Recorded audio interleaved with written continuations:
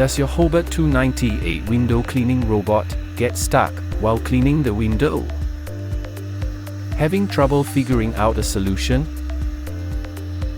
No worries. We help our customers who had similar problems with the best solution.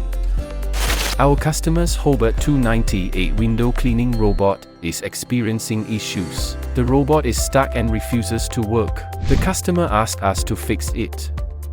Assessing every inch, we uncover the root of the problem: faulty top and bottom sensors. And solution found. We suggest replacing the faulty sensors. But wait, there's more? We have discovered a dirty suction motor causing problems with the robot's performance. And we also recommend a deep cleaning service. As soon as our diagnosis and recommendations are explained to the customer, we ask for approval, and then repair and service the robot immediately.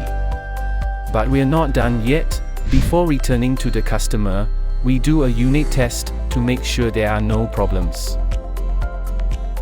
Now, the robot is running at maximum performance, just like new again. Don't wait any longer. Let us be your solution.